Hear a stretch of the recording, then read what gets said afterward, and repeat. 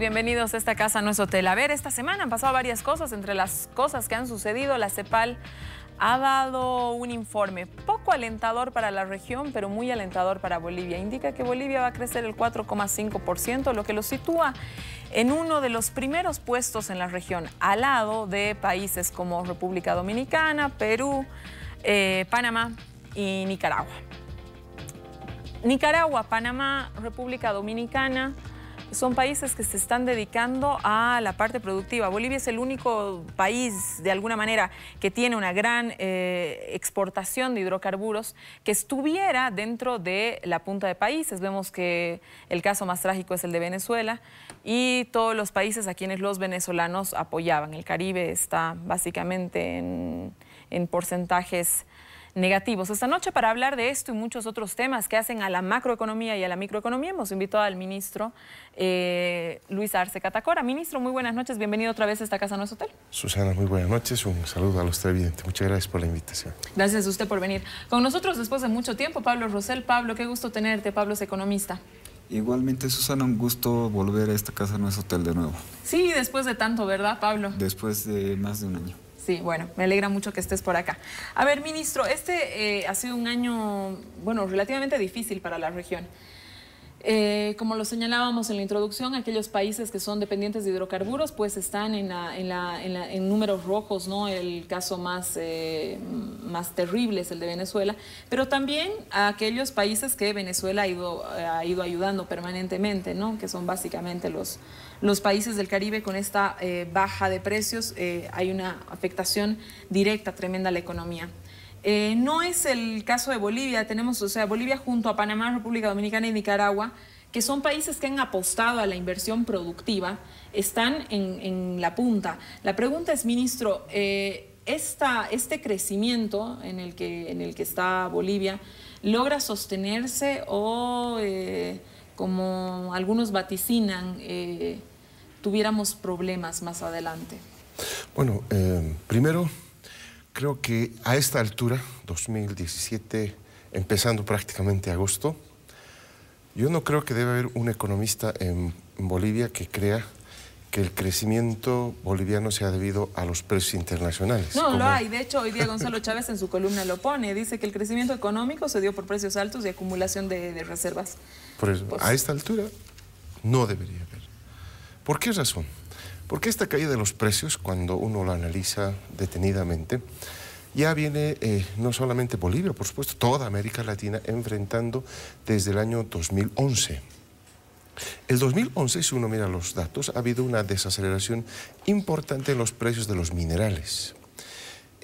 Algo menos impactante en el precio de los hidrocarburos en ese año. Y evidentemente desde el 2014 ya el precio de los hidrocarburos está en los precios que hoy vemos, ¿no? Una caída libre del precio del petróleo en estos últimos años, y eso ha afectado al crecimiento de toda la región, ¿no? De toda la región, porque evidentemente la región crece en función de los precios de las materias primas, y en eso sí es muy evidente cuando hace un cálculo, una regresión ahí para ver el efecto que tienen los precios internacionales sobre el crecimiento de la región. Eso es automático, eso evidentemente es así. Pero Bolivia ha salido del promedio, es decir, no estamos siendo a la misma dirección que hacen los precios internacionales y la economía, porque tenemos un modelo económico que nos hace diferentes, muy diferentes. Tú mencionabas, por ejemplo, el caso de Panamá, que la CEPAL indica que va a crecer, y va a crecer porque ya están efectuándose las últimas inversiones del segundo canal, ¿no? Del segundo canal, que es lo que ha movido una gran cantidad, creo que son 12.000 millones o 15.000 millones de dólares que se han invertido para hacer ese segundo canal. Entonces es una cifra impresionante de inversión, donde han estado varios organismos internacionales, en fin, financiando eso. Eso es lo que está generando el crecimiento en Panamá.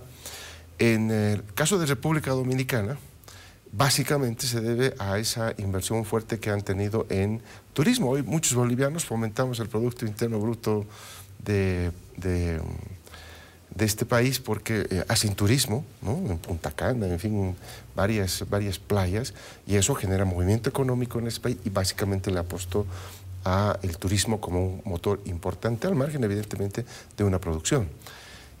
Nuestro país, contrariamente, es un país que está creciendo en base a inversión pública, muy parecido a lo que hace Panamá, pero no en un solo proyecto, sino diversificado en varios proyectos que ya empiezan a dar sus resultados. Este año arrancaremos, por ejemplo, la producción de urea y la industrialización del gas, por fin.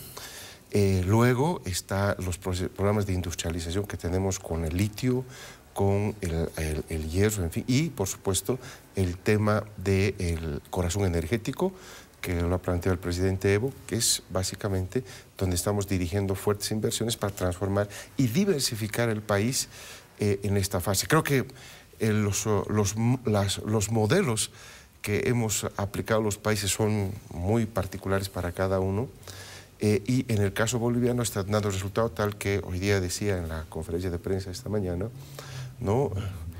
Vamos a tener este año, así se desacelera un poquito la economía por el tema del efecto niña-niño, que lamentablemente ha habido un efecto de un estrés hídrico que ha tenido el país en los primeros meses de este año, primeros meses del año, y que consecuentemente está teniendo un efecto en algunos productos, en alguna producción agrícola fundamentalmente.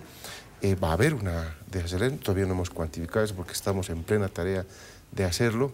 Sin embargo, aún con eso, ¿no?, Bolivia va a tener el mayor crecimiento económico de la región. Cuando hablamos de la región, yo me refiero siempre a Sudamérica, a los países vecinos, cómo está el barrio, ¿no?, cómo estamos los países que vivimos aquí en América del Sur, y definitivamente tercer año consecutivo, con caída de precios internacionales, que vamos a crecer, lo que por eso digo, rebate totalmente esa vieja argumentación neoliberal que cada vez tiene menos fundamento en atribuir el crecimiento del país exclusivamente y únicamente al tema de los precios internacionales, como equivocadamente algunos, como tú mencionabas, lo siguen manteniendo. Ministro, ¿y cuáles son las fuentes de crecimiento que nosotros tenemos, habida cuenta de que usted está diciendo que el peso de los precios internacionales del superciclo, que ya claramente se está acabando, si ese peso en el crecimiento boliviano no es tan importante, ¿cuáles son las fuentes de crecimiento en nuestra economía? Dos partes son claras, ¿no?, en nuestro modelo económico. La primera tiene que ver con el Estado, la intervención del Estado en la generación del excedente a través de las nacionalizaciones, ese excedente que antes salía afuera, ¿no?, y que con los buenos precios hubiera ido más todavía afuera. Con la nacionalización se han quedado los excedentes aquí, se han logrado reinvertirlos en proyectos de inversión pública. La inversión pública de 600 millones ha pasado a 4.500 millones de dólares, para hablar en cifras redondas.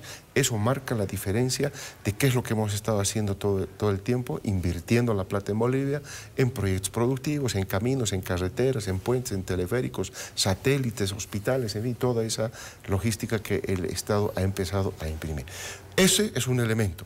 El otro elemento que explica por qué Bolivia está mejor que el resto tiene que ver con la redistribución del ingreso. Es decir, Bolivia tiene una particularidad, nuestro modelo tiene una particularidad. Crecemos, pero crecemos de una manera más ordenada. Crecemos y crecemos redistribuyendo el ingreso y haciendo un país cada vez más igual. ¿No? Ahí está, por ejemplo, el mejor indicador que se tiene ahí es el coeficiente de Gini, que es un indicador que muestra cuán bien distribuido está el ingreso en los países, o cuán concentrado, si está cerca de 1 este valor, cuán concentrado está en pocas manos el ingreso. Lo interrumpiré. A nivel de Latinoamérica, el índice de Gini boliviano, ¿en qué lugar del ranking está? Ahí voy. Cuando arrancamos el gobierno, el 31 de diciembre del año 2005, el coeficiente Gini era para Bolivia en 0,60, ¿no? 0,60. Solamente nos superaba Brasil con 0,61. Brasil y Bolivia eran los países peores distribuidos en su ingreso, o, si ustedes quieren, los países donde mayor concentración de ingreso había en pocas manos. Ese índice lo hemos ido en todo este tiempo, y con cifras de la CEPAL, porque para compararnos con los países tenemos que utilizar estadísticas internacionales. La CEPAL plantea que el último dato, creo que es al 2003 o 2014, Bolivia está con 0,47 de índice Gini. Es decir, nos hemos ido alejando del 1 para acercarnos más al 0. Bolivia ha mejorado más de 20 puntos en el coeficiente de Gini, pero Brasil, con las políticas sociales que ha impreso, que sabemos que el expresidente Lula imprimió varios programas sociales, la Bolsa Familia, etc., Brasil se ha mantenido entre los países que tienen el más alto índice de concentración del ingreso en pocas manos. Pero Bolivia avanzó. Entonces, esas políticas redistributivas del ingreso que en nuestro país se transforman en el bono Juancito Pinto, la renta de dignidad, el bono Juan Azurduy, la universalización del subsidio materno, en fin, otros programas, los incrementos salariales permanentes todos los años por encima de la inflación, el propio segundo aguinaldo, ¿no?, que muchas veces he visto que lo cuestionan, han servido para generar este proceso redistributivo del ingreso, hacer una economía cada vez más igual y por lo tanto generar con ambas cosas, con ambos instrumentos, con la inversión pública por una parte y con este otro elemento de la redistribución del ingreso, el fortalecimiento del mercado interno, el fortalecimiento del consumo y de la inversión. Pero no solamente yo veo, hay algunos opinadores que siguen diciendo que esto es una sociedad de consumo, que estamos apuntando al consumo. No, hay un componente, como decía, importante de inversión pública. Entonces, la inversión pública, más le demanda a la gente que cada vez va mejorando su calidad de vida, entonces ha generado una economía más fuerte que de producir 9.000 millones de dólares el año 2005, ahora estamos produciendo 33.000 millones de dólares. Ministro, Pablo, ahora te doy la palabra. ¿Cuáles son, usted habla de la inversión pública y de la redistribución, pero hace mucho énfasis en el tema de la inversión pública? La pregunta está, ¿cuál es la inversión pública que genera mayor empleo directo e indirecto? Y si es ahí donde el gobierno nacional estuviera apuntando, ya que hemos ido escuchando este último tiempo que pareciera que la sensación de la sociedad, del ciudadano, es que, por lo que dicen las encuestas, ¿no?, el empleo habría una tensión en la seguridad del empleo. No se nota desempleo, pero por lo menos la sensación de que hubiera una tensión en la seguridad del empleo, pues está presente, eso lo dicen las encuestas. Entonces la pregunta es, ministro, ¿cuáles son las inversiones que generan mayor empleo directo e indirecto y si ahí apunta el gobierno? Muy buena pregunta, Susana, porque en realidad nosotros cuando el 2005 hacíamos el diagnóstico para presentar el programa de gobierno del entonces candidato Evo Morales, nosotros hicimos un diagnóstico de dónde se genera el empleo. 82% del empleo se absorbe en las micro y pequeñas empresas, Por lo tanto, para encarar el tema del empleo, lo que el gobierno ha hecho es fortalecer a la micro y pequeña empresa. ¿Cómo lo hemos hecho? Con varias medidas. La primera de ellas ha sido crear nuestro Banco de Desarrollo Productivo, un banco que apoya al sector productivo, especialmente a la micro y pequeña empresa. El gobierno dio señales muy claras, y si uno recuerda, claro, han pasado muchos años ya, el año 2005, cómo era la cartera de los bancos no tenían lo que hoy tienen, cartera de micro y pequeñas empresas, las pymes no existían, los créditos pymes no existían en los bancos. Habían algunos bancos especializados, como en nuestro país el Banco Sol, etcétera, y algunas microfinancieras que sí hacían el microcrédito, pero no había un apoyo de medidas del Estado para impulsar este crédito. Entonces, empezamos con el Banco de Desarrollo Productivo con créditos a 6% de tasa de interés, especialmente para microproductores y dirigidos fundamentalmente al área productiva. Hoy, en ese contagio que ha habido en el sistema financiero, hay contagios buenos y hay contagios malos. En este caso, es un buen contagio. No encuentras una sola institución financiera en nuestro país que no haga microcrédito. El microcrédito tiene su contraparte en el sistema financiero, primer elemento. Segundo elemento que hicimos es los fondos de garantía para los microproductores. Hay dos fondos de garantía, uno para el micro, que lo utiliza el Banco Unión con su una de sus instituciones, y el Banco de Desarrollo Productivo, que también tiene un programa de fondo de garantía. ¿Qué significa el fondo de garantía?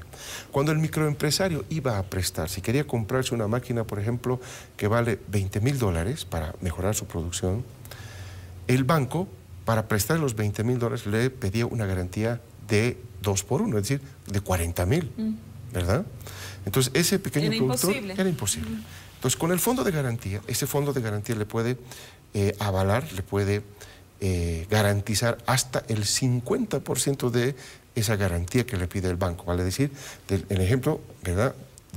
Si el banco le pide 40.000, el fondo de garantía le puede garantizar estos 20.000, el 50%, y el microempresario puede garantizar con la propia maquinaria que está comprando, ¿verdad?, los otros 20.000 de garantía, y por lo tanto ha cumplido, ha colmado el 100% de la garantía que le pide el banco. Entonces, eso está operando, ¿no? Y entendemos, siempre que me reúno con muchos microempresarios, algunos tienen conocimiento de esto, otros no tienen conocimiento de esto, pero es una manera que hemos ayudado.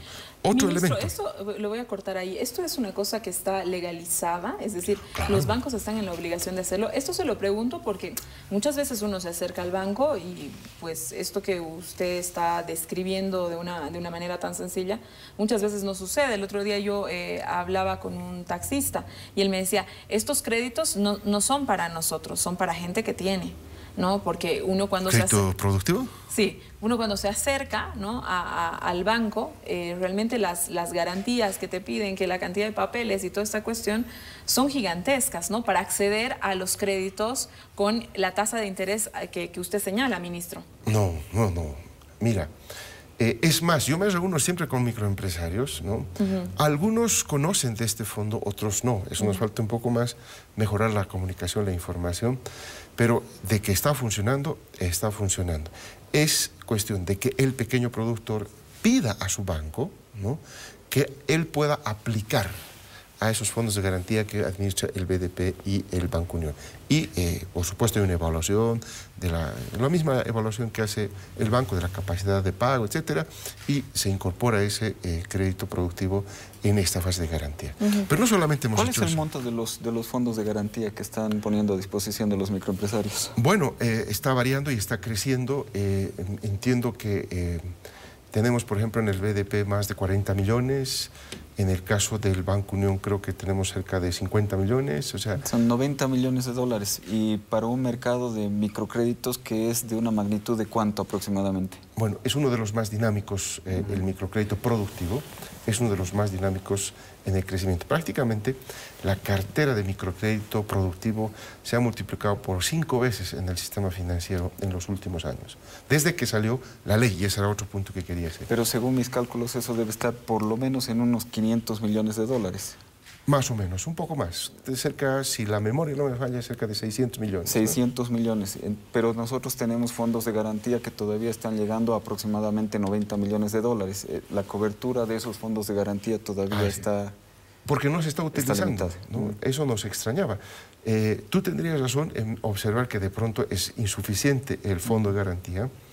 Si en este momento se habría agotado todos los montos que están disponibles, y no es así, no se usó ni la mitad de ese fondo. En parte, como te digo, yo hemos hecho el diagnóstico de por qué no se está utilizando, es por desconocimiento en gran parte de los pequeños productores. Por lo tanto, hemos empezado una tarea de socializar este tema para que poco a poco cada vez más. Claro, cuando hablamos de microcrédito estamos hablando de 20.000, 15.000, ¿no?, 30.000 dólares de crédito, y que apalanca otros 30.000 de garantía. Entonces, realmente son cifras micro en el contexto que nosotros estamos viendo de todo el crédito y de la capacidad que tiene el fondo. Más aún, firmamos con CAF un fondo latinoamericano de garantías. Es decir, esto va a funcionar más o menos como un seguro, ¿no? Este fondo de garantías que tenemos tanto en el Banco Unión como en el BDP se puede a su vez, ¿no?, asegurar a un fondo más grande que lo hemos constituido en CAF con varios países, ¿no?, y de pronto el riesgo se va a ir, digamos, disminuyendo porque va a caer en más espaldas y se va a utilizar, por lo tanto, menos del fondo de garantía, ¿verdad? Porque en el ejemplo, si el fondo de garantía antes ponía 20.000, y si supongamos que 10.000 lo va a poner el fondo de garantías latinoamericano, entonces la utilización del fondo boliviano va a ser apenas de 10.000. Y va a poder apalancar prácticamente el doble. Exactamente. ¿Cuál es el monto óptimo que se está pensando para el tamaño de la economía boliviana que debería utilizarse en el fondo de garantía, digamos, en los próximos 2 o 3 años? Bueno, ahí vamos, porque nosotros con los montos que habíamos puesto teníamos la misma idea que tú al principio, que eso hubiese sido insuficiente y hay que ver la forma de apalancar más recursos. Pero no se está utilizando en su plena capacidad. Bueno, toca avisar entonces, ministro, para que la gente se acerque a utilizar y así dinamizar un poco. ¿Cuál es, a ver, nos ha explicado creo que ampliamente, ¿no?, el esfuerzo que se está haciendo con dar créditos para la microempresa, ministro? ¿Cuáles serían las otras inversiones a las que estuviera apuntando el gobierno para generar este empleo directo o indirecto, que no solamente esté basado en dar créditos, sino aquellas inversiones gigantes que de pronto hace el gobierno? ¿Cuáles son las que realmente afectan la economía cotidiana de los ciudadanos? Ahí vamos. Lo que está haciendo el gobierno nacional con estas inversiones estratégicas, caminos, inversiones en plantas separadoras de líquidos, etcétera, son inversiones que se requieren alto capital, alta inversión en capital, y no absorben mano de obra en la cantidad que uno quisiera con la inversión que se está haciendo. Por lo tanto, las inversiones que hace el sector público no tienen la intención, ¿no?, de generar empleo. ¿Dónde se genera el empleo? Se genera en el sector privado. Por eso es que hemos puesto condiciones favorables para el sector privado para que pueda crecer, para que pueda invertir, porque hemos hecho justamente en estas mesas que hemos tenido con el sector privado, yo les hacía notar cómo la inversión en una unidad de capital, ¿no?, mejora evidentemente la productividad de ese capital que está siendo invertido, pero que indirectamente también mejora la productividad del trabajo. Por lo tanto, aquí es muy importante, y ustedes me van a ver siempre en los medios de comunicación, ver y hablar de la inversión del sector privado, porque esa inversión privada que se divide en las empresas grandes, medianas, pequeñas y microempresas, es fundamental para generar un crecimiento económico y fundamentalmente, lo que tú decías, generación de empleo.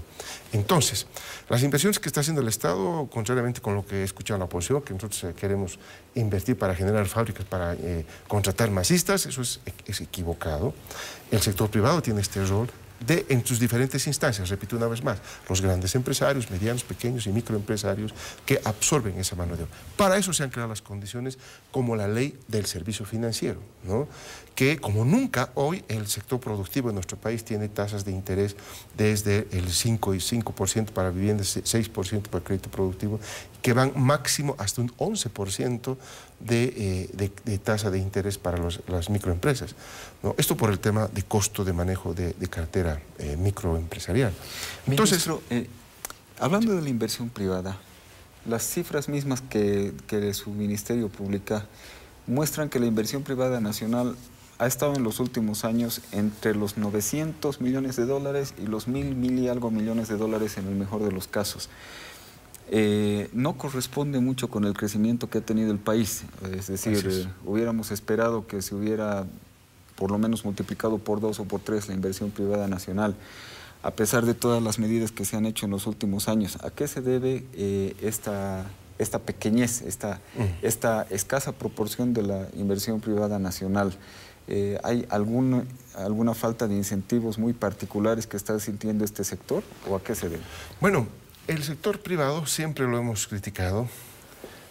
Cuando nosotros cuando partíamos en la gestión de gobierno, el sector público invertía 600 millones de dólares y el sector privado invertía 900 millones de dólares, ¿no? Así partimos el año 2005 con esas cifras. En todos estos años, como he mencionado, se ha dinamizado fundamentalmente la inversión pública, y esta inversión pública financiada 70%, esto hay que decirlo, con recursos propios, con recursos internos del propio Estado boliviano. Hemos logrado 4.500 millones de dólares de inversión pública y el sector privado, ellos dicen que han invertido 2.000 millones, por ejemplo, el año pasado, ¿no? Pero aún así, ¿no? Quien claramente genera el crecimiento económico de nuestro país es el sector público, con ese dinamismo que ha impreso en las inversiones públicas. Ahora, siempre discutimos con el sector privado el tema de las inversiones. Para nosotros es clave, como les decía, aumenta la productividad del capital y aumenta la productividad laboral. Y eso implica pues que Bolivia se posicione no solamente a nivel competitivo, como ellos quieren hablar, sino fundamentalmente con el tema de productividad, que es lo que no hemos tratado en el país desde la década de los años 50. Entonces, este esfuerzo que estamos haciendo con el sector privado para darle condiciones se ha traducido de una u otra manera en algunas iniciativas privadas de inversión. Hemos visto, hay empresarios privados, no todos no están invirtiendo, no todos no están haciendo nada. Hay un sector importante, especialmente, y esto es lo interesante de esto, hay un sector empresarial muy joven, jóvenes empresarios, emprendedores que se han lanzado a la actividad empresarial y con buenos resultados en un escenario muy favorable para ellos. Pero hay algunas trabas que tiene el sector privado, sin duda. Muchas de ellas tienen que ver con la falta de capacidad, no sé si la idiosincrasia nuestra, de asociaciones. Ha crecido, teníamos 20.000 empresas privadas operando en nuestro país, 23.000 más o menos hacia el año 2005, ahora tenemos más de 160.000 empresas privadas operando en nuestro país.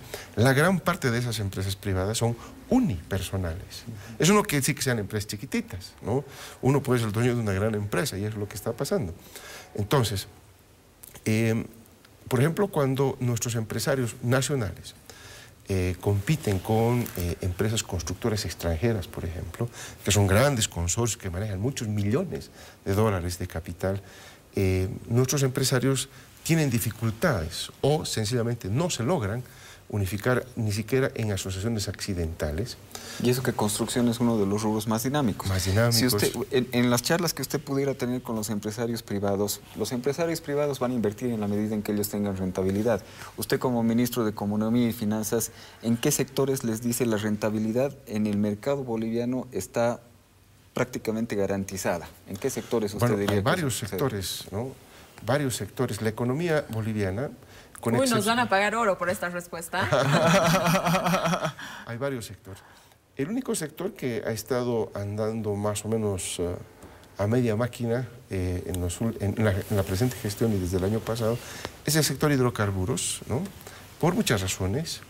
Le pegó fuerte el tema de los precios internacionales, un agotamiento natural de los pozos que ya con este último pozo... vamos a mejorar, Incahuasi, vamos a mejorar, en fin, todo ello, pero el resto de los sectores se ha comportado muy bien. Y no voy a decir lo que dice el Ministerio de Economía. La CEPAL ha sacado un informe que nosotros lo replicamos en nuestra página web, ¿verdad?, que nos parece importante y que lo usamos cuando vamos a foros internacionales y a estas reuniones que tenemos con inversionistas extranjeros. Porque resulta que bajo los ojos de la CEPAL, la inversión extranjera que tiene la más alta tasa de rentabilidad en la región es la boliviana. Es la boliviana. Entonces, con esa atracción, ¿no?, uno diría, bueno, los primeros que deberían estar invirtiendo son los empresarios privados nacionales. Pero la inversión extranjera normalmente viene a sectores extractivos. El bulto de la inversión extranjera viene a sectores extractivos. Para los empresarios nacionales que están fuera de los sectores extractivos, ¿qué sector usted les diría que tiene rentabilidades relativamente altas? Hay sectores vírgenes prácticamente en el caso boliviano, ¿no? Si bien es cierto, vienen a minería, vienen a hidrocarburos, fundamentalmente con montos grandes, porque son inversiones de alto riesgo y de alta, y también apuesta fuerte y gana fuerte, esas son las inversiones en esos sectores. También hemos visto un dinamismo importante en nuestro país en la inversión en turismo. En turismo en Bolivia no hemos hecho prácticamente nada, fíjense ustedes, ¿no? Hay hoteles que se están construyendo en Santa Cruz de primera línea, ¿no?, que están viniendo. Está Radisson, está Marriott, en fin, son varias líneas que están viniendo al país. Bolivia tiene un enorme potencial. Ahí nomás en Uyuni, ¿no? Hemos creado las condiciones del aeropuerto, ¿no?, internacional para la gran visita. Estamos recibiendo cada vez una mayor cantidad de turistas japoneses, por ejemplo, que llegan en un paquete que pasan por Cusco y se vienen hasta el Salar. Pero Uyuni tuvo un problema entre la alcaldía y los transportistas. Parece que había un problema con la terminal nueva. Pero es que son esos temas que no impiden, ¿no?, desarrollar, porque, por ejemplo, ¿qué hotel podemos ofrecer al turismo allá en Uyuni, que ya es un centro turístico, una atracción turística posicionada a nivel internacional? No tenemos la capacidad que quisiéramos tener. ¿Quién tiene que invertir eso? Ahí está la gran pregunta. ¿El Estado tiene que hacerlo o el sector privado? Entonces, nosotros siempre hemos dicho, le estamos dando al sector privado la oportunidad de hacerlo, de invertir, de generar rentabilidad en un sector que es de alta rentabilidad por lo que estamos viendo. Mencionaba yo República Dominicana, porque crece, le apostó al turismo y le está yendo bien con sus playas. Entonces Bolivia tiene otros atractivos turísticos importantes que estamos trabajando justamente con el Ministerio de Culturas para darle un impulso importante en estas visitas que hacemos, y hemos tenido interés de varias empresas extranjeras en venir a organizar tours a Bolivia, porque saben el potencial que se tiene, en fin. Eso es una actividad, por ejemplo, muy importante. Otra actividad, la manufactura, especialmente de alimentos, y de alimentos orgánicos que tienen gran aceptación en los mercados internacionales. No es lo mismo para un europeo, para un norteamericano, para los asiáticos, que cada vez mejoran su calidad de vida, consumir un producto que ha sido, por ejemplo, no sé, producido con semilla transgénica, que un producto que tenga estas otras características de ser un producto natural, ¿no?, orgánico. Entonces, ahí tenemos un enorme potencial. De este crédito que hablamos, que se hemos sextuplicado en realidad el crédito productivo en el país en los últimos años, gran parte se ha ido a la producción de alimentos, que me parece muy bien. Hay manufactura ya. La manufactura está creciendo desde la iniciativa microempresarial y poco a poco se va creciendo, ¿no? Hay varios ejemplos. Por ejemplo, Chocolate Seibo. Nuestra propia EVA es otro ejemplo también de una potencial empresa manufacturera, ¿no? Hay que transformar esa almendra que tenemos y transformar en producto acabado y vender. Ya algunos privados han tomado iniciativas de hacer con chía, con otros productos derivados ya industrializados y exportar, porque eso es lo que está de moda en el mundo, es la demanda mundial del consumo. Y el tema de la... Ya me tengo que ir a un corte, pero no quiero ir sin hablar del tema del sector de la construcción. Yo esta semana escuché una entrevista donde justamente Gonzalo Chávez decía que deberíamos ir bajando, desacelerando el sector, básicamente, ir una suerte de matando el sector de la construcción por pues una serie de cosas, ¿no?, que luego esta burbuja podría generar una mayor cantidad de desempleo. ¿Hay algo que pruebe que realmente existe en Bolivia una burbuja inmobiliaria? ¿Hay algún factor que pues pueda avisarles a los constructores, a los bolivianos, que ya no deben construir? No hay ninguna burbuja, y lo hemos demostrado. Y es más, en una de estas jornadas monetarias, jornadas económicas que tiene el Banco Central, donde se presentan trabajos de investigación en diferentes universidades del país, que los estudiantes de economía que nos están viendo han debido poder asistir en todo el país. Yo recuerdo, porque yo me hago siempre enviar las investigaciones que se hacen sobre Bolivia, y encontré un trabajo de un funcionario del Banco Central que demostraba con mucha fortaleza, con mucho fundamento, que en Bolivia no existe esa burbuja. O sea, lo que pasa es que estos economistas, ¿no?, como están muy inclinados a leer textos de libros que vienen de Estados Unidos, creen que lo que ocurre en el mercado norteamericano, en Estados Unidos, se replica automáticamente en los países latinoamericanos, y en especial y en particular en Bolivia. Por eso es que se equivocaron cuando ellos plantaron el modelo neoliberal. Bolivia tiene sus propias características, su propia realidad, su propia idiosincrasia, inclusive desde el punto de vista regional. No es lo mismo la mentalidad occidental de la mentalidad oriental, no es lo mismo la mentalidad del sur del país, del norte del país. Somos diferentes en cuanto a percepciones, en cuanto a idiosincrasia, a criterios que se utilizan para el ahorro, para el gasto, etc. Somos diferentes. Entonces hay que entender al país cómo opera esto. Y evidentemente ese trabajo demostraba muy claramente que en nuestro país no existe esa burbuja. Es más, el planteamiento que tú me dices de desacelerar la economía, desacelerar el sector de la construcción, viene de las discusiones que tenemos con el Fondo Monetario. El Fondo Monetario Internacional, cada vez que viene al país y nos receta que pisemos el freno porque estamos sobrecalentando la economía de acuerdo a su criterio, nuevamente un criterio que comparte muchos economistas de corte neoliberal, por supuesto que tú mencionabas, no se traduce en la práctica en nuestro país. No necesariamente concepciones internacionales se aplican a rajatabla, con criterios automáticos, ¿no? Aplicar a una realidad que no es la que es en la que se ha concebido esas teorías en nuestras universidades. Me tengo que ir a un corte, ya volvemos con Pablo Rosselli, con el ministro de Economía, para hablar justamente, ministro, sobre las condiciones que se estuvieran generando para el sector privado y también la parte impositiva. Quédese con nosotros.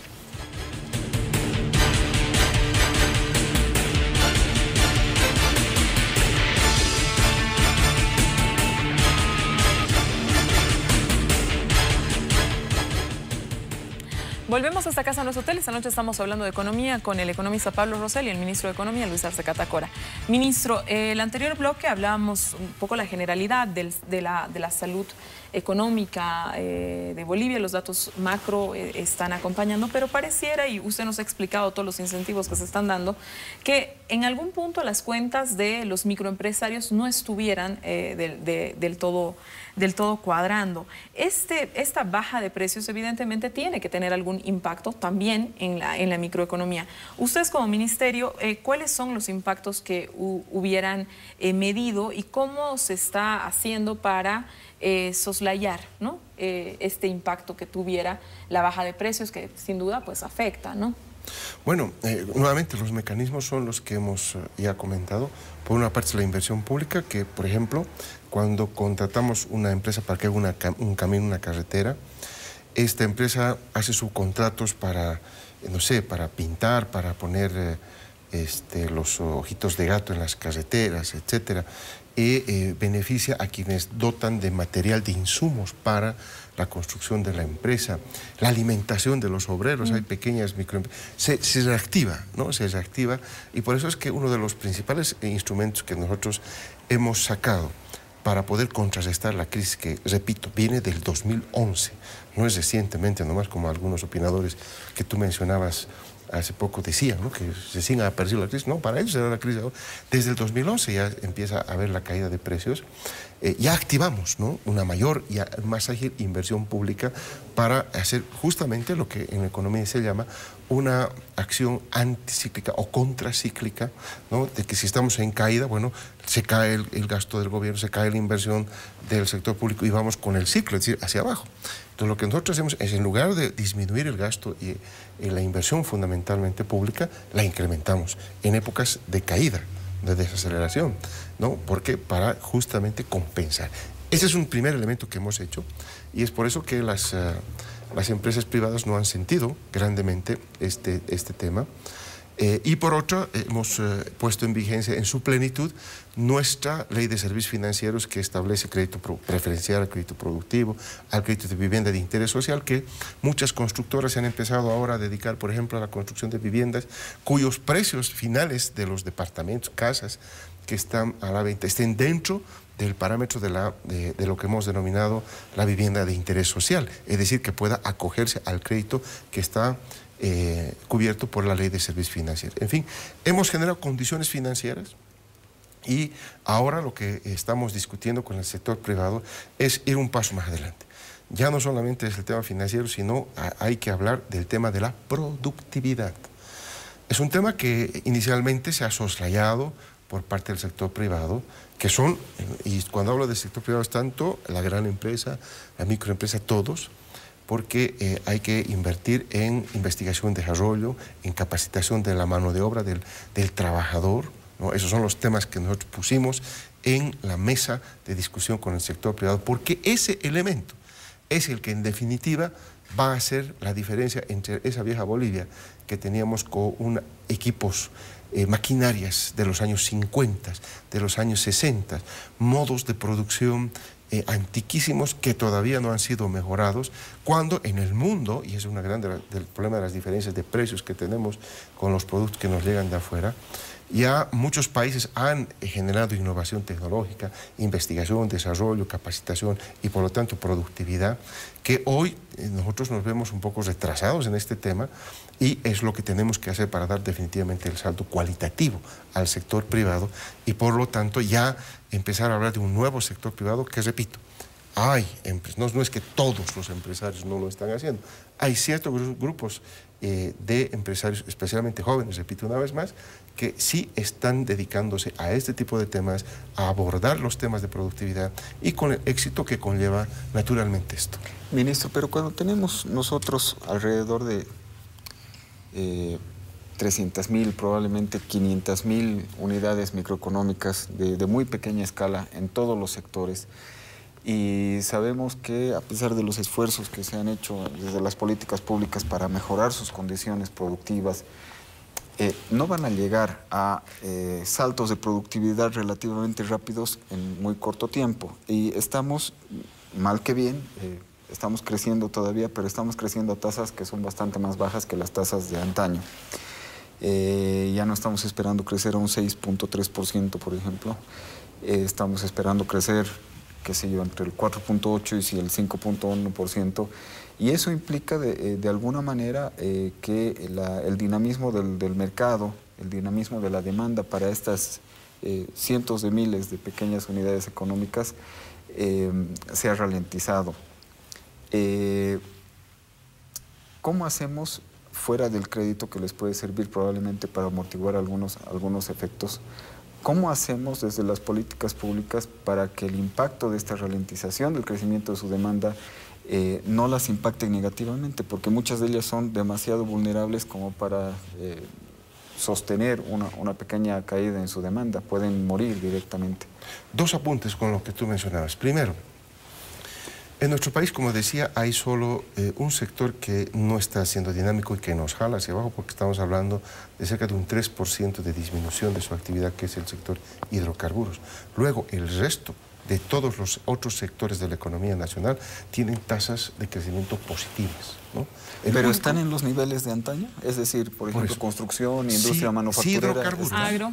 Sí, hidrocarburos, ¿no? Tuviera simplemente el crecimiento de hace 2 años más. Crecimiento, no estoy hablando de producción de ventas de gas en valores, sino estamos hablando de cantidad, de volumen de producción, que con el nuevo campo que entra en producción este año va a generar $70 millones, pero lo más importante son los 6,5 millones de metros cúbicos día que va a generar. Eso va a aumentar la producción y va a hacer que de pronto YPF empiece a mostrar signos positivos. Con ese solo hecho nos estamos quitando un lastre que nos tira abajo con 3% de disminución en la producción. Entonces, ese es el lastre que nosotros hemos visto que ya se va a subsanar en los siguientes meses, ¿no?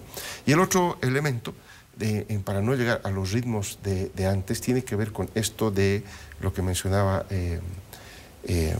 Susana, el tema de los efectos climatológicos naturales, ¿no? Yo decía al principio de esta gestión, recordarán los televidentes también, cuando presentábamos la proyección del 5% de crecimiento, también decía 5%, pero aquí tenemos una preocupación, les decía a todos, que es que este año, 2016, se iba a producir simultáneamente 2 efectos, ¿no? Simultáneos, en realidad uno después de otro. El efecto niño y el efecto niña, que pocas veces, pero se da eso. Lo hemos investigado, se da, en algunos años atrás también se dio de manera consecutiva que los dos fenómenos se den, y ha habido este estrés hídrico, como que mencionaba, es decir, ha habido en el efecto niño, no las inundaciones que hemos visto en Perú, en Brasil, en Paraguay, pero sí una disminución de lluvias, en cantidad, en monto de agua, si ustedes quieren, que merma la capacidad de producción, que ya empieza a verse en el efecto niña, que es con la sequía. Entonces, eso sí puede tener una ralentización, pero que no se origina por las políticas públicas, que no se origina, ¿no? Viene de afuera. Lo que vamos a mejorar en hidrocarburos, y ojalá que no sea un impacto importante, como no tengo en este momento la cuantificación del efecto climatológico, pero va a ralentizar un poco el crecimiento, no viene de la política interior. Nosotros estaríamos creciendo a un 5%. Eso de todos modos puede afectar a los sectores más vulnerables, ¿no? Pequeñas empresas que están en el límite, qué sé yo, pequeños emprendimientos o iniciativas económicas de individuos, de familias que ya están en el límite inferior y que realmente pueden caer. Ahí voy con eso. Entonces, con todo esto, el crecimiento del 5%, que es el promedio de nuestro gobierno de crecimiento, es mayor al crecimiento del 3% que hemos visto en 20 años de modelo neoliberal. Está claro eso, ¿no?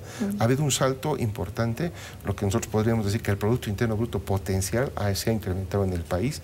Ya nuestro nuevo normal no va a ser 3%, no, será un 4,5%, un 5%, es nuevo normal que vayamos a tener, que ya es un crecimiento más alto con respecto a lo que teníamos anteriormente. Así hay que mirarlo. Ahora, con la segunda parte de tu pregunta que me parece interesante, y bueno, ¿cómo garantizamos, ¿no?, de que el dinamismo de la economía se mantenga? Y ese dinamismo se está manteniendo con este otro elemento que yo mencionaba, que es el mercado interno, el potenciamiento del mercado interno. El pequeño productor lo que necesita es vender su producto, realizar su producto. Y si no hay quien compre ese producto, este producto no lo va a producir. Entonces hay que garantizar demanda. Y eso es lo que hemos estado haciendo todo este tiempo con los incrementos salariales, con la política redistributiva del ingreso, que hemos mejorado. Ha sido muy interesante el comportamiento que ha tenido el consumo en nuestro país en estos últimos 11 años. Los primeros años el dinamismo se ha ido a los servicios básicos, ¿no?, a agua potable, electricidad, gas para la cocina, comunicaciones, donde la gente ha empezado a gastar más en eso, lo que mostraba, ¿no?, la política de represión que tenía de la demanda en el modelo neoliberal no era la más adecuada. Entonces empezó a haber un dinamismo aquí importante. Luego, poco a poco, la gente ha empezado a comer mejor, ¿no? Ha empezado a mejorar su calidad de vida asistiendo a restaurantes, asistiendo lo que en el periodo neoliberal la familia no lo hacía, ¿verdad? ¿Por qué? Porque no tenía la capacidad de permanentemente todos los domingos, como sucede actualmente, salir a comer fuera. No había los ingresos correspondientes. Entonces, el papá, la mamá tenían que quedarse en casita o hacer un domingo familiar con el menor gasto posible. Ahora vemos espectáculos, vemos malls, ¿no?, los grandes centros, no solamente en La Paz, en Santa Cruz, hasta en Tarija ya tenemos un megacenter, en fin, donde la gente acude y está en otro tren ya diferente, la calidad de vida está paulatinamente mejorando, el consumo ha ido mejorando paulatinamente y por lo tanto esta demanda interna está garantizando, ¿no?, que estas microempresas que prestan sus servicios, que generan su producción, puedan vender. Pero no solamente las microempresas, la empresa grande y todas las empresas con la demanda interna se está mejorando. Sin embargo, ahí estamos muy conscientes también, Pablo. Mira, no solamente hay que apostarle al crecimiento con la demanda interna, porque va a llegar un momento, todavía tenemos cerca de 1.700.000 bolivianos que están en extrema pobreza, que son los futuros que van a ir incorporándose a la clase media, vamos a ir mejorando los ingresos de esta gente y va a ir aumentando la clase media y va a ir aumentando, por supuesto, el nivel de consumo de la población. Pero hay que empezar lo que ya hemos promovido desde el gobierno nacional. Hay que empezar a ver mercados internacionales, estos acuerdos, estas reuniones que tenemos en Nueva York con empresarios, en Gran Bretaña, en París, en Alemania, en fin, que nuestro ministro de Planificación es el que ha estado liderizando todas estas delegaciones que ha visitado para hablar de negocios, de comercio, hablar de inversiones, hablar de convenios entre países, activarlos. Y algo que le debe interesar mucho a la población, ministro, es, ¿han salido ya algunos acuerdos concretos de esta reunión que hubo en Nueva York? ¿Tenemos, digamos, alguna cosa novedosa en el país, algún sector nuevo que esté atrayendo el interés de los inversores extranjeros? Sí, por supuesto que sí, hay varias empresas. ¿Cuáles son esos? Porque no hemos conocido mucho seguimiento después de que hubo la reunión en Nueva York. Claro. Es importante mencionar que estas reuniones son un proceso, no es algo inmediato que uno va, ofrece, venga a Bolivia y el otro viene corriendo con su capital a Bolivia. Es un proceso. Han venido delegaciones del exterior visitar varios ministerios, a recabar información de la parte legal, la seguridad jurídica, que para eso es importante, corroborar lo que se les ha dicho en estas visitas, y gradualmente hemos ido empezando a recibir ya varias empresas que se están asentando en nuestro país. Hay varias españolas, varias latinoamericanas, brasileras que están viniendo, por ejemplo, a Santa Cruz a posicionarse. Hay algunas italianas que ya están viniendo también, pero que eso se va a ir conociendo poco a poco porque está en la fase de instalarse, de preparar la planta, la producción, y después, ¿cuándo se va a dar cuenta la gente que ya hay una empresa nueva? Cuando de pronto salga en el mercado una publicidad de que hay este nuevo producto que ofrece tal empresa, ahí uno va a decir, ah, ¿y quién produce esto, no? Y ahí se van a dar cuenta que detrás están capitales extranjeros que han sido productos de toda esta situación. Ministro, yo quiero volver un poco al tema de lo de la microempresa. A ver, algunos de los reclamos que hemos estado escuchando las últimas semanas es el tema impositivo, ministro. Hay una estructura impositiva que es igual para la gran empresa que para la microempresa, ¿no es cierto? Digamos, el 16% lo paga el que factura 100 millones como el que factura 100.000 bolivianos. El impuesto a la utilidad que se paga en abril, ¿no?, que es el 25%, que es altísimo, ¿no?, lo paga de igual manera una empresa chiquitita, ¿no?, que una empresa gigante que, bueno, 25% de utilidad, será 25% de utilidad que incluso lo puede ir previsionando cada mes, ¿no? La microempresa probablemente eso que debe ir previsionando lo vaya utilizando en mejora de su empresa, incluso de gasto corriente, etcétera, etcétera, ¿no?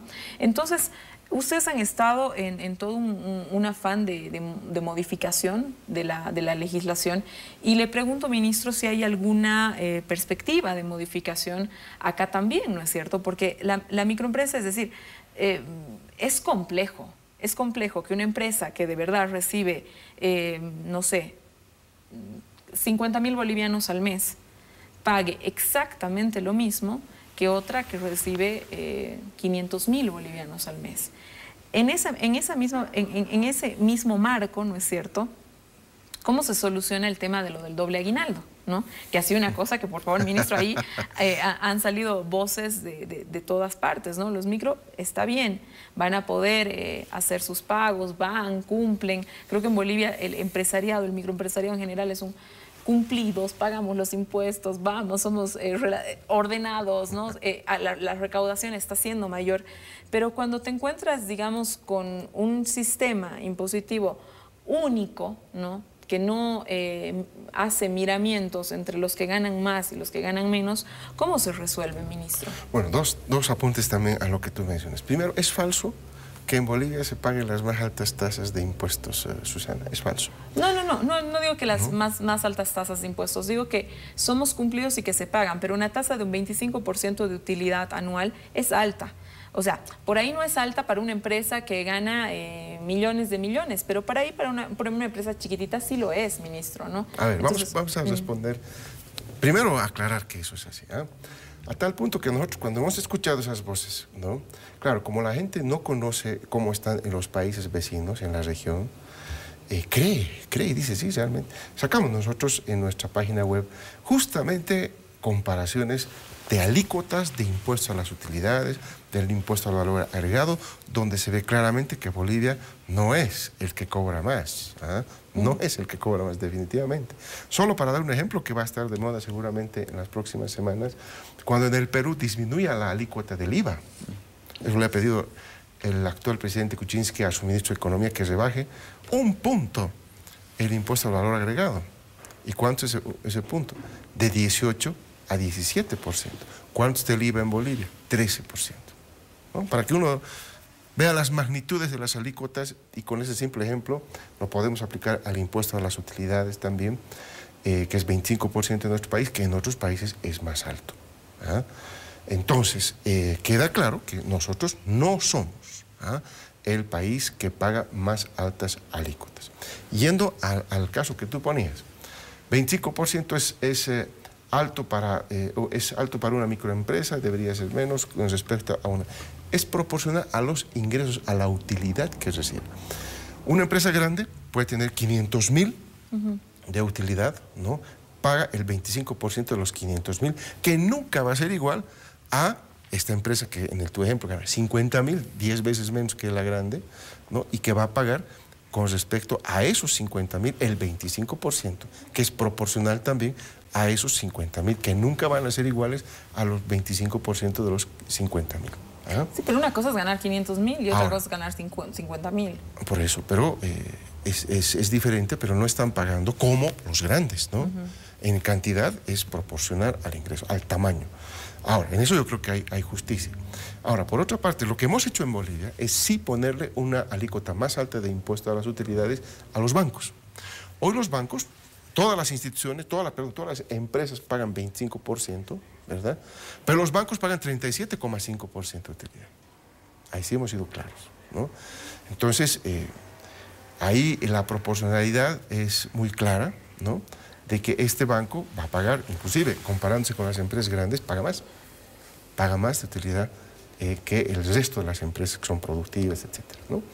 Entonces, yo creo que hay que analizar con mucho detenimiento este tema. Lo hemos dicho a los microempresarios, que todo el mundo que se acerca al Ministerio de Economía nos plantea un régimen impositivo especial, particular para cada sector. Todos, ¿ah? Sin excepción. No ha habido un solo sector que diga, bueno, yo me acojo a un nivel general de tributación. Todos quieren un régimen especial. Y todos buscan un régimen especial para no pagar impuestos. Cuéntanos el tema de lo de las facturas, ministro. O sea, porque ahí los transportistas han puesto sobre la mesa un tema que me imagino que todos los sectores van y lo hablan dentro del Ministerio de Economía, que es que todas las facturas puedan servir. Es decir, por ejemplo, uno tiene una empresa chiquita de lo que sea, de cualquier cosa, ¿no es cierto? Y solamente las facturas que hacen referencia al negocio son las que se aceptan, ¿no? Pero una empresa chiquitita, es decir, lo que usted decía, habrá unipersonales gigantes que declaran y pagarán y todo aquello, pero hay otras unipersonales que son realmente pequeñas, ¿no? Entonces, ahí que no te sirva la factura para pagar del pago del colegio, por decir, que no te sirva la factura que haces del gasto del supermercado, ¿no? Que son gastos que uno hace cotidianamente y que son por ahí, esas facturas, es crédito fiscal que no sirve. Es un crédito fiscal que no va a parar a manos de el negocio, que forma parte del giro del negocio. Eso sucede aquí en Bolivia, Susana, y en todas partes del mundo. Todo lo que tiene que estar relacionado con el giro del negocio se considera parte del costo operativo. Pero no vamos a poner cosas, porque sea una empresa unipersonal, no vamos a poner cosas que no son parte del giro del negocio de la empresa esta para justificar un gasto, sino estaríamos tratando, por ejemplo, a los propios grandes, ¿no? Porque yo ponía el ejemplo a los transportistas que, por ejemplo, se van a tomar sus cervecitas, ¿no? Y recaban una factura. ¿Es parte del negocio? ¿Es parte de la empresa el tomar sus cervecitas ahí? Tiene todo el derecho de consumir lo que quiera, pero eso no forma parte del giro de la empresa del transporte, no tiene nada que ver, ¿verdad? Ahí estarán lo que cuestan las llantas, lo que cuesta el combustible, lo que cuestan los repuestos, en fin, todo lo relacionado a la actividad. Eso tiene que estar y existe en la ley, no solamente en Bolivia, Susana, en todo el planeta. Otra pregunta ahí sobre lo mismo, sobre el crédito fiscal. Ministro, uno cuando trabaja en la función pública, por decir, se ha comprado con mucho esfuerzo un automóvil y va y lo descarga, ¿no es cierto?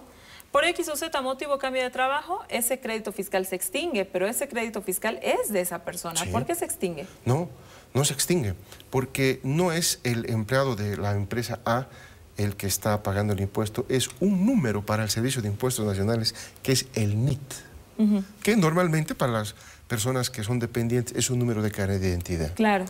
Entonces, yo trabajo en una empresa X y tengo mi NIT. Al Servicio de Impuestos Nacionales no le interesa que Susana trabaje en ATV o que esté en PAT, no le interesa. ¿Incluso siendo dependiente? Incluso fundamentalmente porque es dependiente, ¿no? Porque hay un numerito que al Servicio de Impuestos Nacionales lo que le interesa es ver cuánto gana Susana y cuánto tiene que pagar de impuestos. Eso le interesa al servicio sea trabajando en PAT, en ATV, en cualquier empresa. Por lo tanto, no es que cuando uno cambia de trabajo ya varía, ya perdió su crédito fiscal. No, el crédito fiscal no es con la empresa, el crédito fiscal es con el Servicio de Impuestos Nacionales. Bueno, y hablando de otra gente que están trabajando para entidades públicas o privadas, digamos haciendo consultoría individual, no como empresas, sino como individuos, ellos también están sujetos a este mismo régimen, sí, que supuestamente deberían emitir descargarse facturas siempre y cuando estén dentro del giro del negocio. Pero, por ejemplo, cuando una persona está haciendo una consultoría individual por producto, por un valor de, por dar una cifra, 10.000 o 15.000 bolivianos, el dinero que está ganando este consultor es esencialmente para el pago de los costos de mantenimiento de él, de ella, de su familia, y en muchos casos no se aceptan las facturas que son de consumo regular, supermercados, restaurantes, etcétera. No, depende de la situación si es un consultor por producto, ¿no? Para el Estado, él tiene que presentar facturas relativas al producto que está ofreciendo o que está trabajando para el Estado. Pero esencialmente son los mismos servicios, ¿no? Digamos, ya sea para el Estado, a veces los consultores por producto generan un estudio, entonces el estudio esencialmente no genera una utilidad tan grande como para que uno dedique solamente cierto tipo de facturas para los gastos del estudio, ¿no? En consultorías que son de los montos en los que yo le mencionaba, ¿no? 10.000, 15.000 bolivianos. No es que si un consultor, digamos que al año hace unas 2 o 3 consultorías de estas, no se va a comprar una laptop cada vez que hace una nueva consultoría, de manera que se pueda descargar los costos de ese tipo, sí, de materiales, equipamiento, ¿no? Sí. ¿Usted no percibe que hay algún tipo de desequilibrio en ese tipo de casos particulares? No hemos visto ese tipo de problemas con la consultoría.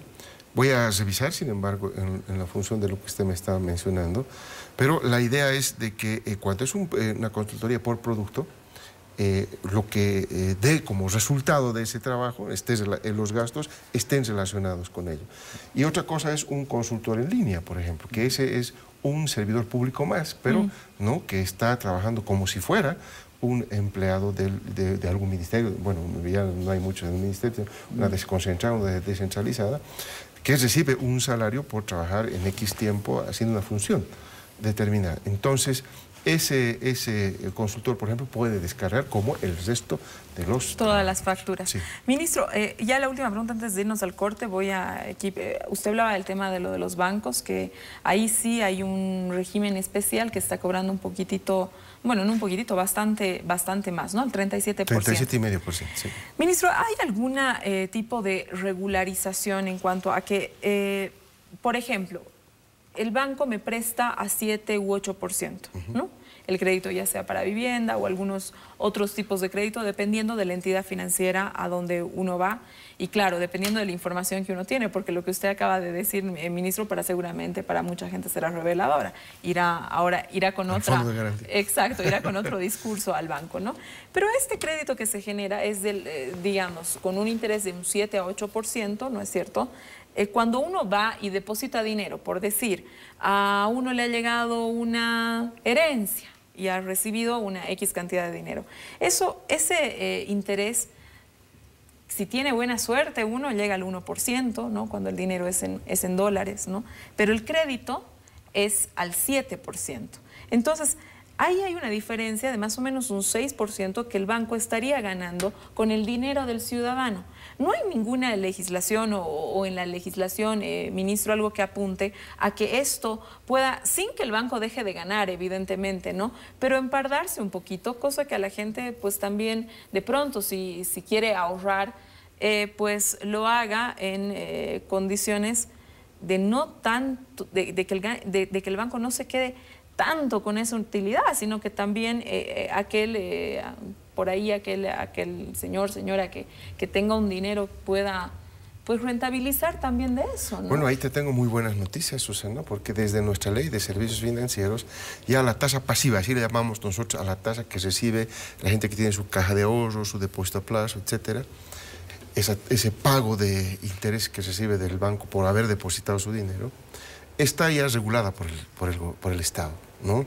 Y en este momento, felizmente, no es el 1% que tal vez hace 4 o 5 años atrás uno iba y le pagaban 0,95, 0,70%, ¿no? Ahora es 4% la tasa de interés, ¿no? 4% para los depósitos en caja de ahorros. Y especialmente hemos apuntado a las cajas de ahorro que tienen pocos recursos, ¿no? Es decir, a fortalecer justamente el ahorro de esa gente que está haciendo el esfuerzo de ahorrar y que tiene sus cajas de ahorros con menores volúmenes. Pero hay ¿no? aquella gente que tiene mucho dinero, ministro, y por decir, no está interesada en hacer un negocio, no nada, que sí, por ahí existe. Ese dinero, ¿no? Inyecta la economía, es decir, ese dinero provoca que el banco mueva, ¿no es cierto?, con el préstamo que se le da a otro ciudadano que no tiene, etcétera. ¿Por qué esos depósitos que por ahí altos y que al banco evidentemente le convienen que existan, ¿no es cierto?, no tienen también una regularización, ministro? A ver, hay que ver la estructura de los depósitos en nuestro país. 85% de las cajas de ahorro, por ejemplo, están concentradas en personas que tienen menos de $500 ahorrado. Entonces estamos yendo a favorecer al 85% de los ahorristas, claro. Porque no tiene mucha gente, por eso viene el tema de la concentración del ingreso, ¿no? Cada vez se está democratizando, socializando más, ¿no? El alcance de los recursos en la población, felizmente, es parte del modelo. Y por lo tanto tenemos que apoyar a esa gente que ha hecho el esfuerzo de ahorrar ese dinero. Hacia arriba, tienen otros instrumentos más sofisticados de inversiones, ¿no? Muchos de ellos, por ejemplo, el propio Banco Central les ofrece, periódicamente saca unos bonos el Banco Central, que les paga 6%, ¿no? Hay momentos en que para esos inversionistas que quieren aprovechar, que quieren tener algo más, hay instrumentos que están circulando en el país. Me tengo que ir a un corte, ministro. Quédese en esta casa, no es hotel, estamos hablando de economía.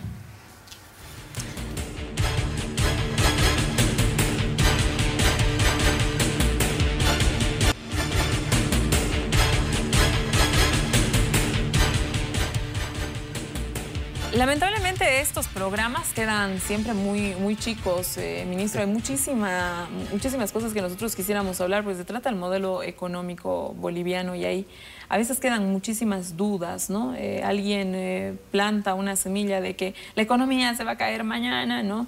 Y pues nosotros como ciudadanos, como gente que por ahí somos parte de ese 85%, nos asustamos y quedan muchas preguntas por hacerle. Tenemos un bloque muy cortito. Pablo, te invito a preguntar. Una pregunta muy cortita, ministro. En los reportes que han salido acerca de las proyecciones de crecimiento para este año, todavía nosotros como Bolivia estamos prácticamente en el primer lugar en Sudamérica como tasa de crecimiento. Usted había mencionado anteriormente que una de las fuentes del crecimiento era la redistribución de la riqueza y habíamos bajado mucho el Gini, pero todavía no nos dijo en qué lugar en el ranking latinoamericano estamos en términos de distribución del ingreso y en términos del Gini. ¿Cuánto hemos subido en estos años y en qué posición estamos? Bueno, te agradezco la pregunta. Sí, eso faltó, la verdad, complementar, porque es un dato muy bueno para Bolivia, ¿no? Y esa historia de que andamos mal, tú la estás empezando a escuchar recién, Susana. Yo desde el 2006 escucho que la economía va a estar mal. No, pero se ha vuelto a agendar con mucha intensidad, ministro, estos últimos meses. O sea, la escuchamos desde hace muchos años, pero con muchísima intensidad se volvió a agendar ahora a raíz de la baja de los precios, ¿no? Hablan del invierno, de la economía, bueno, nada. Adelante, por favor. Sí, siempre he escuchado. Para mí es normal ya que ellos tienen que decirlo, porque si no, ¿cómo justifican que en años pasados, en periodos neoliberales, se manejó mal la economía nacional? Pero bueno, la pregunta que me hace Pablo me parece interesante. A ver, yo decía, el Gini compartíamos básicamente con Brasil el último puesto en Gini. Teníamos 0,60 y Brasil tenía 0,61, decía. Por lo tanto, éramos el penúltimo país mejor en la distribución del ingreso. De ser uno de los peores, Bolivia es en este momento el cuarto mejor país distribuido en su ingreso. Es decir, somos el cuarto mejor país distribuido en el ingreso, el cuarto país que tiene la mejor distribución en la región. ¿Quién nos gana, ministro? Bueno, está Uruguay, está Chile, entre los países que recuerdo que están más adelante que nosotros. Estamos muy pegaditos con Ecuador, ¿no? Ecuador también creo que ha adoptado unas políticas redistributivas interesantes y lo ha posicionado bien. Estamos muy pegaditos a Ecuador, pero el resto de los países que mencionaba han siempre tenido una mejor distribución del ingreso desde que yo observaba este indicador hace muchísimos años atrás. Uruguay es un país muy interesante, pese a que hoy enfrenta un tremendo problema de inflación, de devaluaciones y demás problemas, pero en temas de igualdad de distribución del ingreso era uno de los mejores y creo que mantiene ese. Muy cortita, ministro, antes de irnos al corte. El tipo de cambio, el no mover el tipo de cambio es uno de los factores que han sido altamente cuestionados también porque afectarían directamente las exportaciones en el agro. ¿A raíz de qué se sigue sosteniendo, se sigue apuntando a no hacer una modificación del tipo de cambio? Bueno, a principios de este año se ha escuchado de que los países vecinos han devaluado fuertemente porque como sus regímenes cambiarios son de mercado, es decir, el mercado determina el tipo de cambio. Viene la problemática en América Latina que conocemos y que hemos discutido hoy día, la crisis, etcétera. Y automáticamente los mercados han depreciado sus monedas fuertemente, y por lo tanto ellos decían, estamos perdiendo competitividad. Pero no solamente uno tiene que fijarse en la competitividad en el tipo de cambio, porque evidentemente ha habido depreciaciones fuertes en todos los países de la región, inclusive la Argentina con el último ajuste que ha hecho de tipo de cambio, Brasil es el que más ha depreciado también, en fin. Pero, ¿qué ha ocurrido? También hay que aprender de lo que en nuestros países vecinos ha ocurrido. Ellos depreciaron bruscamente, ¿no?, en los mercados, el mercado cambiario, y eso ha generado un efecto de mayor inflación interna. Eso se conoce en economía como el efecto pass-through. Parte de la devaluación se internaliza en el IPC, en el índice de precio al consumidor. Eso está ocurriendo con Uruguay, como mencionaba, con Brasil, con Chile, con la Argentina. Y entonces ese incremento de la competitividad, entre comillas, que se da por la depreciación, se ha ido comiendo, ¿no?, la mayor inflación que ha tenido estos países. Entonces, si devaluaron 20%, 10%, por ejemplo, se lo comió la inflación, solamente le queda un 10% de ganancia de competitividad que ahora los países están corrigiendo. Si uno ve lo que está ocurriendo con los tipos de cambio de los países vecinos, también de estar permanentemente subiendo, ahora hay correcciones hacia abajo que están ajustando sus tipos de cambio. Por lo tanto, para ver si nosotros movemos o no movemos el tipo de cambio, que creo que es la pregunta donde apunta Susana, es ver cómo están los vecinos manejando sus políticas cambiarias. Pero no solamente la política cambiaria hay que mirar, hay que ver sus inflaciones, hay que ver su crecimiento económico, fundamentos del tipo de cambio y también ver los nuestros, ¿no?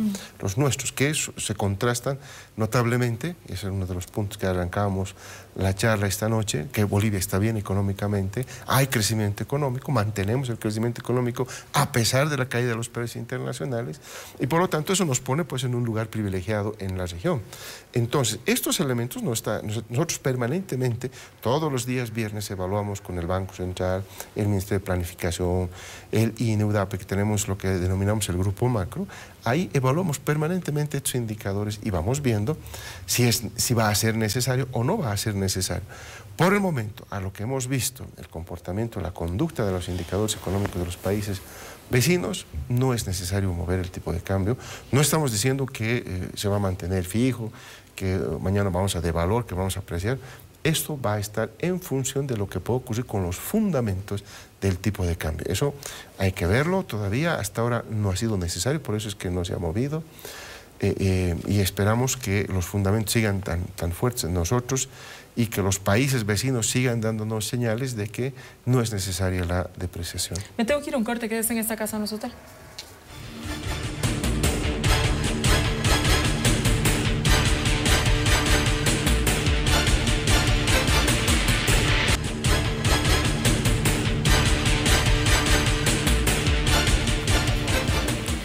Volvemos a esta casa, no es hotel, lamentablemente ya con el último bloque, básicamente la despedida. Pablo, para darnos una conclusión de con qué te quedas esta noche, con qué te quedas de este programa.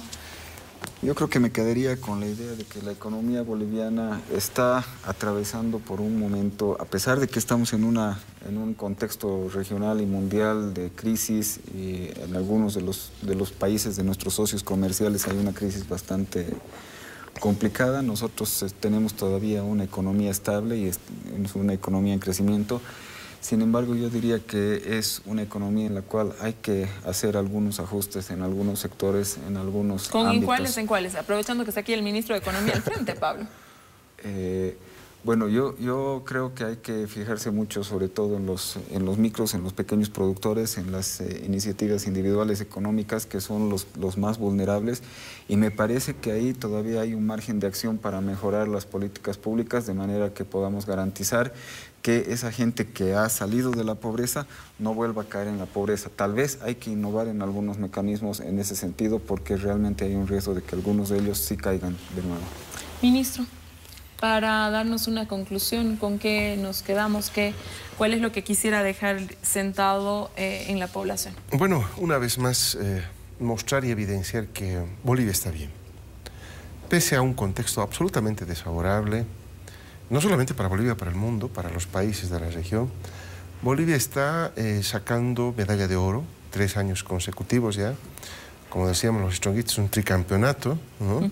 Un tricampeonato de crecimiento económico que nunca tuvo el país, y eso hay que apuntarlo bien.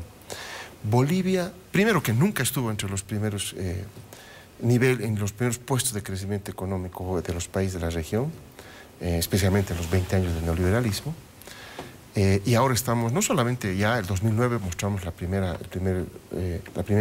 vez en que Bolivia estuvo a la cabeza, y estamos estos 3 últimos años con lo que ya las proyecciones de los organismos internacionales han aclarado, vamos a estar 3 años a la cabeza del crecimiento económico en la región, lo que nunca habíamos visto nosotros los economistas bolivianos, nunca. Y eso hay que ponderar, eso se debe al esfuerzo que está haciendo todo el país.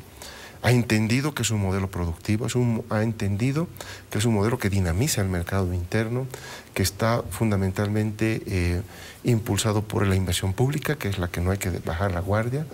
Así que yo veo hacia adelante una perspectiva muy positiva para el país. Los siguientes años se van a ir consolidando recién algunos proyectos que hemos arrancado y que tardan lamentablemente en madurar por un proceso de inversión, pero que poco a poco Bolivia va a empezar a disfrutar ya de esas nuevas industrias, de esa nueva Bolivia que es la que siempre hemos deseado los bolivianos. Por lo tanto, en definitiva, Susana, yo no me hago guiar con esos malos agoreros que están. No ahora, yo te decía en una parte del programa, yo los escucho 11 años decir que vamos a estar mal, 11 años. Y 11 años se han equivocado, pero catastróficamente, ¿verdad? Y se han equivocado consecutivamente. Lamento este tema que simplemente hace daño a los propios bolivianos, porque en definitiva lo que se trata es trabajar para que todo el mundo, para que todos los bolivianos y bolivianas mejoren su situación económica. Yo lamento mucho la falta de tiempo que hemos tenido esta noche, ministro, porque hay muchas preguntas que han quedado pendientes. El tema de lo regional, a mí me interesa mucho el tema de Tarija. Antes de entrar al programa se lo decía, que es un tema que de alguna manera se parece ahora con la huelga que ha iniciado el gobernador Pazzi, ¿no? También otro tema que me parece sumamente importante es lo último que usted señalaba, ministro, ¿no? ¿Cuáles son las proyecciones que ustedes tienen ante estas mega inversiones para luego el retorno al país? O sea, eso sería la evidencia de el triunfo del modelo que realmente el movimiento al socialismo estuviera implantando. Así que tenemos una entrevista pendiente, ministro. Cuando el guste. tema de lo regional, ¿no? Que nos ha quedado pendiente lamentablemente, pues y el tema de la proyección de ya hacer carne el modelo económico, ¿no? De todas estas inversiones, de la diversificación de estas inversiones, a ver cuáles son las proyecciones. Usted habla del mercado de la urea, eso va a empezar, pareciera que a producir en septiembre, cuáles son los mercados, etcétera, etcétera. Un montón de preguntas que me han quedado pendientes, pero yo le agradezco mucho haber estado esta noche con nosotros, ministro, y siempre la amabilidad de aceptar las invitaciones de esta casa no es hotel. Pablo, te quiero agradecer. Después de mucho que te veo, realmente ha sido un placer esta noche tenerte con nosotros y esperamos tenerte más seguido. Igualmente para mí, Susana. Ha sido un placer y te agradezco. Cuando guste, Susana. Muchísimas gracias, más bien a ti. Buenas noches, ministro. Buenas noches a toda la gente que nos ha acompañado esta noche. Quédese con Deporte Total.